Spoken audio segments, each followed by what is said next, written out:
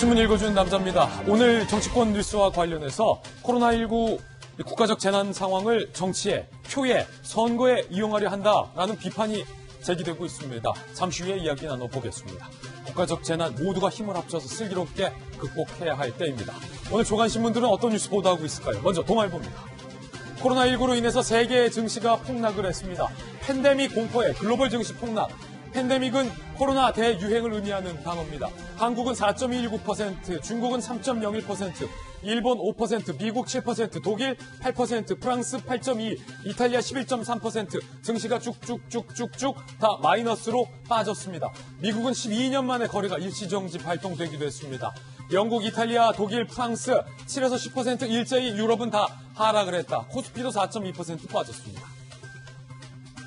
코로나 대유행이 전 세계 증시, 전 세계 경제를 멈칫하게 하고 있습니다. 다음 신문입니다.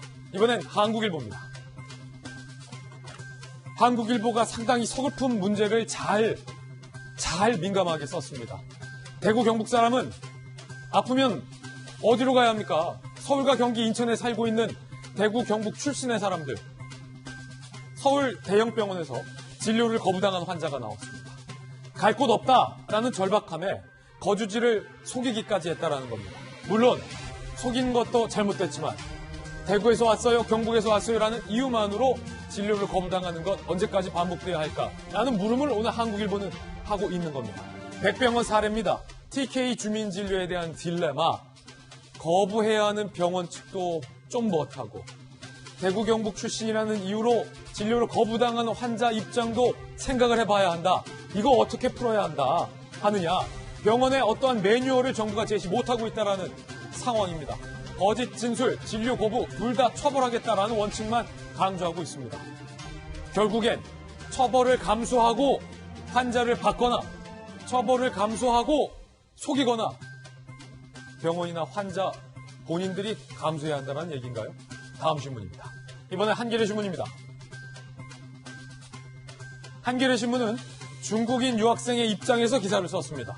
16일 격리보다 힘든 건 사진에서 보시는 것처럼 중국인 출입 금지라는 종이 한 장이 더 힘들다라고 오늘 한겨레 신문에 인터뷰하고 있습니다.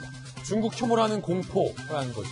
한국행 비행기표를 끊은 뒤 불안에 떨고 있다. 한국에서 격리되더라도 라면 등 간편식을 주로 먹으면서 버티고 있는데 중국인 출입 금지라는 이 막연한 불편한 시선들이 중국인 유학생들은 상당히 두렵다라고 오늘 한겨레 신문에 인터뷰하고 있습니다.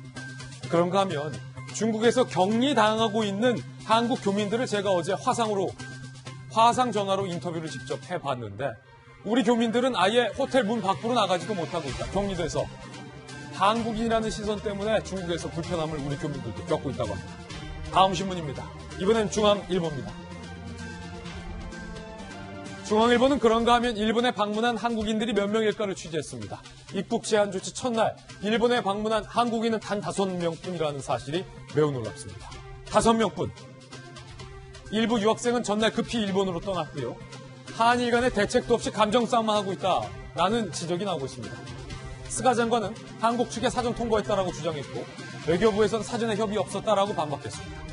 이 상황 가운데 중국은 일본인에 대한 단기 비자를, 무비자를 중단했습니다. 지금까지 신문 읽어주는 남자였습니다.